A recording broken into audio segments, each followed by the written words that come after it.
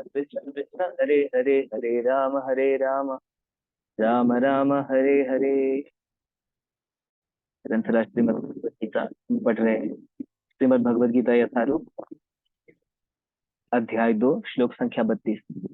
यदृच्छया चोपपन्नं स्वर्गद्वारम् अपावृतं सुखिनः युद्धमिदृशम्।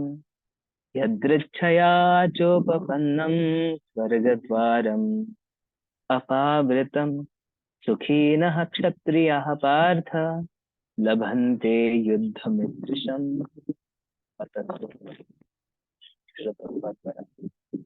हे पार्थ, वे क्षत्रिय सुखी है जिन्हें ऐसे युद्ध के अवसर अपने आप प्राप्त होते हैं, जिससे उनके लिए स्वर्गलोक के द्वार खुल जाते हैं। भगवान अर्जुन को कह रहे हैं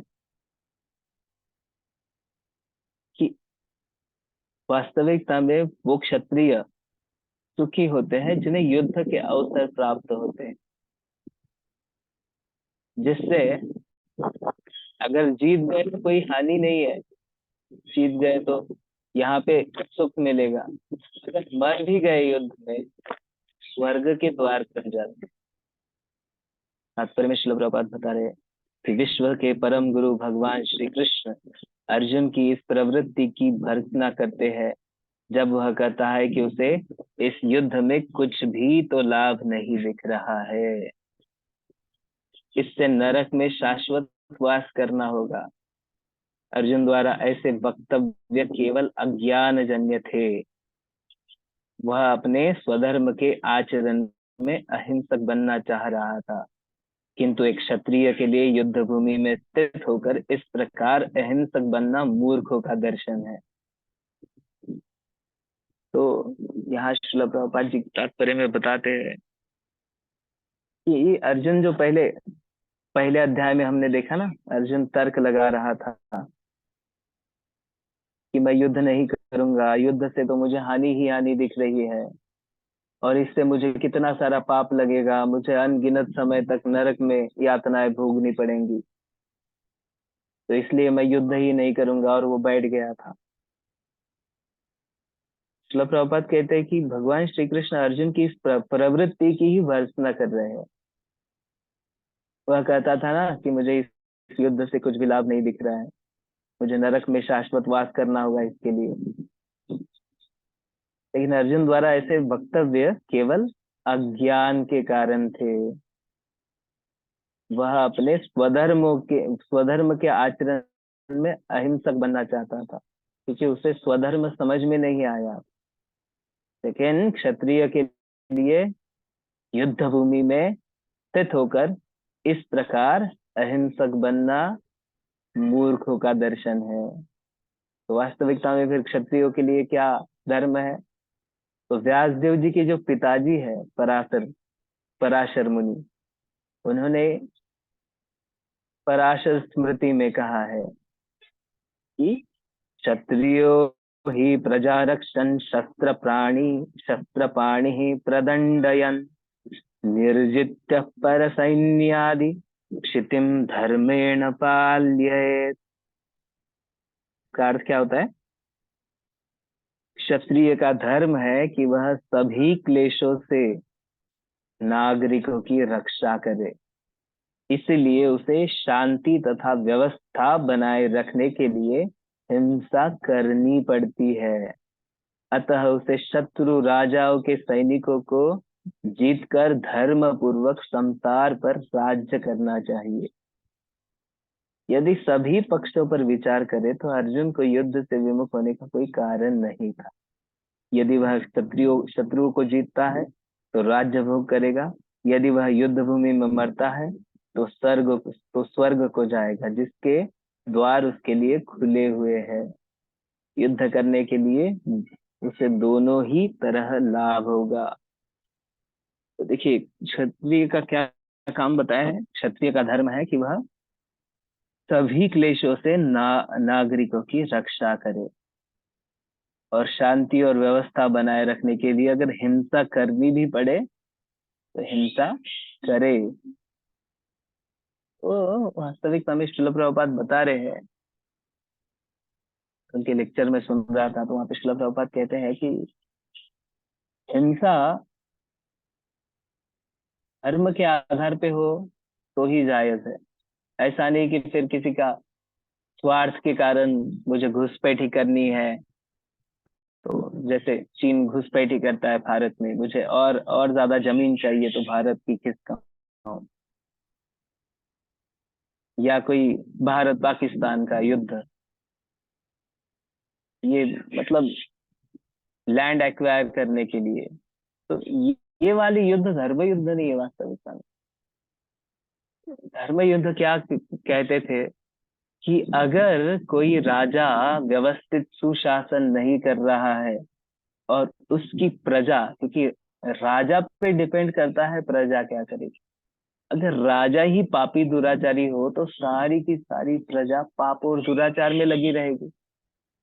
राजा का कर्तव्य होता है कि उसकी प्रजा में सारे के सारे लोग व्यवस्थित कर्तव्य पालन पालन में लगे हो। ऐसा नहीं कि मुझे टैक्स दो और तुम्हें जो करना है करो, ये नहीं होता। जैसा अभी के जो गवर्नमेंट्स चल रहे हैं, या सेक्युलरिज्म, सेक्युलरिज्म माने कोई पाप भी करे तो उसको क्षमा कर दो, जो करना है करो तुमको, बस हमें टैक्स दो। This is not the process. Actually क्या था, राजा को सुशासन के लिए हिंसा करनी पड़ती थी।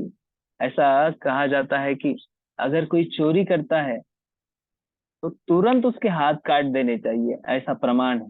तुरंत उसके हाथ काट देने चाहिए। एक चोर के हाथ काटेंगे ना तो 100 चोर जो है वो अपने आप ही सीख पालेंगे कि भाई चोरी नहीं करना चाहिए, क्योंकि हाथ कट जाते हैं। लेकिन क्षमा करेंगे तो क्या होगा, अरे नहीं चोरी किया, एक बार किया है, छोड़ दो उसको, तो उसकी प्रवृत्ति थोड़ी जाएगी, वो और चोरी करेगा, आप बड़ा डाकू बनेंगे।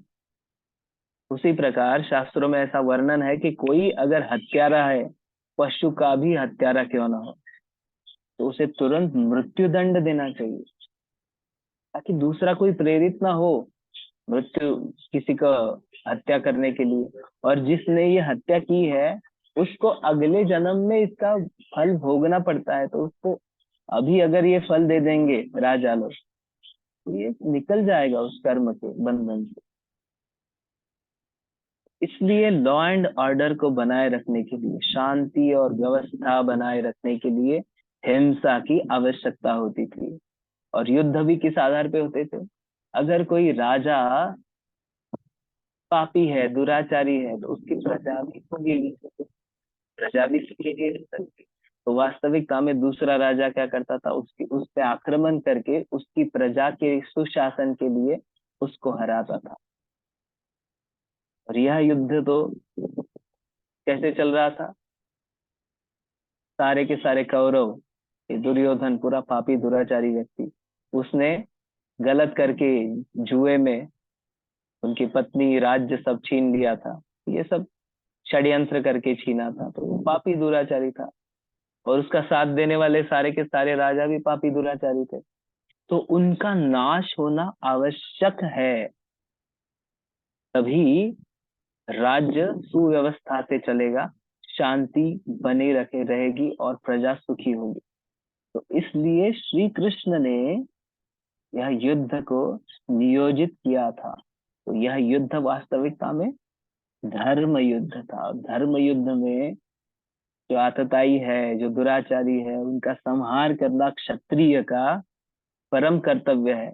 और जो मारे भी जाते हैं उसमें, ऐसे युद्ध में, तो उनको स्वर्ग मिल जाता है। स्वर्ग के द्वार उनके लिए हमेशा खुले रहते हैं। और अगर जीत जाए तो सुशासन बनेगा, यहाँ पे भी सुखी होंगे। तो दोनों ही हिसाब से अगर देखा जाए तो अर्जुन को कोई हानि नहीं थी, युद्ध करे, जीत जाए या मर जाए, दोनों परिस्थिति में उसके लिए लाभ ही लाभ था। इसलिए युद्ध से भाग जाना उसके लिए बिल्कुल भी रास्ता नहीं उचित था। 33 श्लोक। अतः चेत्त्वम् इमं धर्म्यं संग्रामं च करिष्यसि, ततः स्वधर्मं कीर्तिं च हित्वा पापम अवाप्स्यसि। अनुवाद: किंतु यदि तुम युद्ध करने के स्वधर्म को संपन्न नहीं करते हो तो तुम्हें निश्चित रूप से अपने कर्तव्य की अपेक्षा करने का पाप लगेगा, और तुम योद्धा के रूप में भी अपना यश खो दोगे।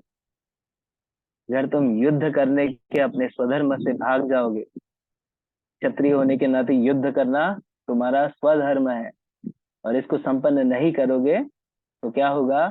तुम निश्चित रूप से अपने कर्तव्य की अपेक्षा करने के लिए, कर्तव्य से भागने के लिए तुम्हें पाप लगेगा, और एक योद्धा के रूप में भी तुम्हारी अपकीर्ति ही होगी। तुम सारा अपना यश खो दोगे। तुम इतने बड़े महान धनुर्धर अर्जुन नाम से जाने जाते हो, गांडीवधारी अर्जुन, लेकिन अगर तुम अपना कर्तव्य ही नहीं करोगे और भाग जाओगे यहाँ से तो तुम्हें भगोड़ा अर्जुन कहा जाएगा। तुम अपना जो अभी तक का जो मिला हुआ यश है वो पूरा खो दोगे। तात्पर्य: अर्जुन विख्यात योद्धा था जिसने शिव आदि अनेक देवताओं से युद्ध करके यश अर्जित किया था। शिकारी के वेश में शिव जी से युद्ध करके तथा उन्हें हराकर अर्जुन ने उन्हें प्रसन्न किया था और वर के रूप में पाशुपतास्त्र प्राप्त किया था। सभी लोग जानते थे कि वह महान योद्धा है। स्वयं द्रोणाचार्य ने इसे आशीष दिया था और एक विशेष अस्त्र प्रदान किया था जिससे वह अपने गुरु का भी वध कर सकता था। तो अर्जुन बहुत विख्यात योद्धा था। उसकी ख्याति सर्व परिचित थी। अनेक अनेक देवताओं के साथ युद्ध करके उसने विजय हासिल की। एक बार भगवान शिव जी के साथ अर्जुन का युद्ध हुआ। शिव जी शिकारी वेश में आए थे और बहुत घमासान युद्ध हुआ, और युद्ध में अर्जुन ने भगवान शिव को हरा दिया था। तो शिव जी प्रसन्न हुए थे अर्जुन पे और उन्होंने अर्जुन को पाशुपतास्त्र प्राप्त दिया था। तो सभी लोग जानते थे अर्जुन कितना महान योद्धा है, और द्रोणाचार्य भी उनसे प्रसन्न थे और उन्होंने उसे एक विशेष अस्त्र दिया था जिसके प्रयोग से वह अपने गुरु को भी मार सकता था। तो इस प्रकार वह अपने धर्म पिता एवं स्वर्ग के राजा इंद्र समेत अनेक अधिकारियों से अनेक युद्धों के प्रमाण पत्र प्राप्त कर चुका था। तो वो वास्तविकता में बहुत बड़ा योद्धा था। किंतु यदि वह इस समय युद्ध का परित्याग करता है, अगर युद्ध से भाग जाता है, तो क्या होगा? तो वह न केवल क्षत्रिय धर्म की अपेक्षा का दोषी होगा, अपितु उसके यश की भी हानि होगी, और वह नरक जाने के लिए अपना मार्ग तैयार कर लेगा। दूसरे शब्दों में, वह युद्ध करने से नहीं अपितु युद्ध से पलायन करने के कारण नरक का भागी होगा। यह बहुत बहुत महत्वपूर्ण है। यदि वह युद्ध का परित्याग करता है तो क्षत्रिय धर्म का ही त्याग नहीं करेगा, उसके लिए दोषी नहीं होगा, अपितु उसके यश की भी हानि होगी, और स्वर्ग द्वार तो क्या, वो तो कायम का बंद होगा और उसे नरक में जाना पड़ेगा। नरक जाने के लिए अपना मार्ग तैयार कर लेगा अगर युद्ध से भाग जाएगा। युद्ध के पलायन से, युद्ध करने से उसे नरक की प्राप्ति नहीं होगी, लेकिन युद्ध में से अगर भाग जाएगा तो उसे नरक में जाना पड़ेगा। तो हम क्या समझ सकते हैं इससे कि जो हमारे निहित कर्म है, जो नियम वगैरह हमें दिए हैं, उसका पालन करना हमारा कर्तव्य है। जैसे श्रील प्रभुपाद कहते हैं कि मनुष्य को शुद्ध रहना चाहिए। जब शुद्ध रहेंगे, जब शुद्ध आचरण करेंगे, पापाचरण बंद करेंगे, तभी हम भगवान का जप कर सकते हैं, भगवान की भक्ति में लग सकते हैं। जैसे नियम दिए है श्रील प्रभुपाद ने कि सुबह उठ के शौच को जाके फिर स्नान करना, यह शरीर की शुद्धि है। फिर उसके बाद साथ में बैठ के जप करना, यह मन की शुद्धि है। जब मन और शरीर शुद्ध हो जाएगा तो धीरे धीरे पाप आचरण की जो वृत्ति है वो हमारी समाप्त हो जाएगी। मतलब शरीर को जैसे हम साबुन लगा के नहा के धोते हैं, वैसे मन को धोने का तरीका क्या है? हरे कृष्ण महामंत्र का जप करना, शास्त्रों को पढ़ना, जो हम कर रहे हैं, श्रीमद् भगवद गीता को पढ़ते हैं। और श्रील प्रभुपाद कहते हैं कि नियमों का पालन करना।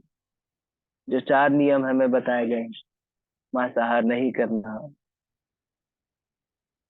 व्यभिचार नहीं करना, जुआ जुगार नहीं खेलना, और नशा नहीं करना। तो यह क्यों आवश्यक है? ये 4 चीजें जब हम करेंगे तो हम वास्तविकता में मनुष्य के स्थान पर संपन्न रहेंगे। अगर ये 4 चीजें करते रहेंगे तो हम पशु के स्थान पर रहेंगे। जैसे एक राज्य का जो राजा है, उसका कर्तव्य है कि राज्य में सुशासन शांति बनी रहे, इसलिए हिंसा का प्रयोग करे। तो परीक्षित महाराज एक बार अपने राज्य में भ्रमण कर रहे थे, तो उन्होंने देखा कि एक व्यक्ति गाय को परेशान कर रहा है, गाय को मारने के लिए तुला है। तो तुरंत उन्होंने तलवार निकाली और उसे मारने के लिए आगे चले कि उनके राज्य में ऐसा कोई कैसे कर सकता है कि गाय को मार रहा हो। तुरंत उन्होंने तलवार निकाली। वो कौन था? कली था, कली पुरुष, मतलब कली युग का एक पुरुष अवतार। तो वो बोला कि मैं तो आपका ही राज्य का एक हिस्सा हूँ, मैं आपकी शरण में आता हूँ, आप मुझे मारिए नहीं, लेकिन मेरा काम ही है मारना वगैरह ये करना। जैसे आजकल प्रभुपाद बताते हैं कि आजकल लोग बोलते हैं कि अरे इनको रोजगार नहीं है तो क्या करो, कत्ल खाने शुरू करो, वहां पे रोजगार दो। ये नहीं होता धर्म। कोई प्राणी को मार के उसका मांस खाना, उसका मांस बेचना, ये धर्म नहीं है वास्तविकता में। दूसरा श्रील प्रभुपाद उदाहरण देते हैं कि कुछ लोग करते बड़ी बड़ी बातें करते हैं और पेट में ही बच्चों को मार देते हैं। कितना बड़ा अधर्म है! मृत्यु दंड जैसा ही उसको शिक्षा होनी चाहिए। तो जैसे परीक्षित महाराज ने देखा कि वो गाय को हानि पहुंचा रहा है, तो तुरंत तलवार निकाली। तो वो शरण में आया, बोला कि मैं क्या करूं, मेरा तो स्वभाव ही ऐसा है, और ब्रह्मा जी की निर्मित हूं मैं, तो मुझे तो रहना पड़ेगा। तो बोले कहाँ पे, मुझे स्थान दो कहीं रहने के लिए। परीक्षित महाराज बोले कि मेरे राज्य में तुझे ऐसे दुराचारियों को रहने के लिए स्थान ही नहीं है, लेकिन फिर भी तुझे चाहिए ना, तो तू ऐसी जगह पे रहे जहाँ पे व्यभिचार होता है, जहाँ वेश्यावृत्ति होती है। ऐसी जगह पे रहे जहाँ नशा नशापान होता है, जहाँ दारू पीते हैं लोग, शराब पीते हैं, जहाँ धूम्रपान करते हैं, जहाँ नशा करते हैं, ऐसे स्थान पे रहे। तीसरी जगह दी कि ऐसा स्थान पे रहे जहाँ पे जुआ जुगार खेला जाता है। और चौथी जगह दी कि जहाँ पे मांसाहार खाया जाता है, मांसाहार किया जाता है, मांसाहार को बढ़ावा दिया जाता है। कत्ल खाने, जो मांस खाते हैं उनके शरीर में रह तू। तो कहा जाता है कि परीक्षित महाराज के वक्त उनके पूरे शासन में ऐसा कोई व्यक्ति नहीं था जो मांसाहार करता हो, ऐसा कोई व्यक्ति नहीं था जो जुआ जुगार करता हो, ऐसा कोई व्यक्ति नहीं था जो नशापान करता हो, और ऐसा कोई व्यक्ति नहीं था जो व्यभिचार करता हो। तो कली बोला कि आपके राज्य में तो ऐसा कोई स्थान है ही नहीं जहाँ पे ये 4 चीजें चलती हो। तो मैं कहाँ पे रहूं? ऐसे में तो मैं तो मतलब कमजोर होके मर जाऊंगा। तो और कोई स्थान दो। परीक्षित महाराज बोले ठीक है, तो जहाँ पे सोना होगा, संपत्ति होगी, पैसा होगा, वहां पे तुम जाओ। वास्तविकता में हम देख सकते हैं समाज में, जब भी लोगों के पास पैसा आता है, थोड़ा भी धन एकत्रित होता है, थोड़ा समृद्धि बढ़ती है, तो लोग किस दिशा में प्रगति करते हैं? इन 4 चीजों को तोड़ने के लिए। जहां पे पैसा है वहां पे व्यभिचार, वेश्यावृत्ति चलती रहती है। वहां पे जो जो भी पैसे वाले लोग हम देखते हैं, मतलब पैसे का उपयोग किस लिए करते हैं? भक्त लोग नहीं, लेकिन अगर बाकी के समाज में देखेंगे हम, बाहर की दुनिया में, तो नशा करेंगे, दारू का पार्टी करेंगे, धूम्रपान करेंगे, और गैम्बलिंग करेंगे, जुआ जुगार खेलेंगे, मांसाहार करेंगे, तो यही चीजें चलती है। इसलिए ये जो चार स्थान है, यह पाप को बढ़ावा देते हैं।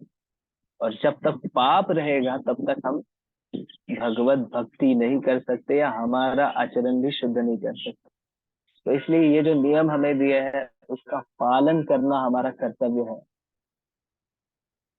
यही युद्ध है वास्तविकता में कलयुग में, कि ऐसे ये जो चार चीजें हैं उनका पालन करना, सुबह उठना ब्रह्म मुहूर्त में, ये हमारा फाइटिंग है, ये हमारा युद्ध है माया के साथ। सुबह उठ के जप करना, भक्तों के साथ बैठ के श्रवण करना, चार नियमों का कठोरता से पालन करना, इससे हम अपने आप से जीतते जाते हैं। थोड़ा थोड़ा जो शुद्धि है, हम अनेक जन्मों से इसी में पड़े हैं, इसी जगत में हम सड़ रहे हैं। तो अगर हमें इसमें से निकलना है तो धीरे धीरे साफ सफाई करनी होगी। वो चालू है। जैसे शरीर को हम हर दिन नहा के 2-3 टाइम नहा के साफ करते हैं, वैसी मन की शुद्धि कैसे चालू है? जब हम जप करते हैं, जब हम भक्तों के साथ मिलके कृष्ण कथा का श्रवण करते हैं। कृष्ण कथा माने कृष्ण ने दी हुई कथा। भगवत गीता जो है कृष्ण ने दिया हुआ ज्ञान, इसलिए उसको भगवत गीता कहते हैं। भगवान का गीत ये भी कृष्ण कथा है। और भगवान के बारे में जो होता है, श्रीमद् भागवतम हुआ, यह है, वो भी कृष्ण कथा है। तो जो भगवत गीता कृष्ण कथा ही है, उसे श्रवण करने से भी आंतरिक शुद्धि होती है, ज्ञान में वृद्धि होती है, और पाप आचरण से हम धीरे धीरे धीरे धीरे दूर होते जाते हैं। कोई हानि नहीं है इस मार्ग में। ठीक है, किसी का कोई प्रश्न हो तो पूछ सकते हैं।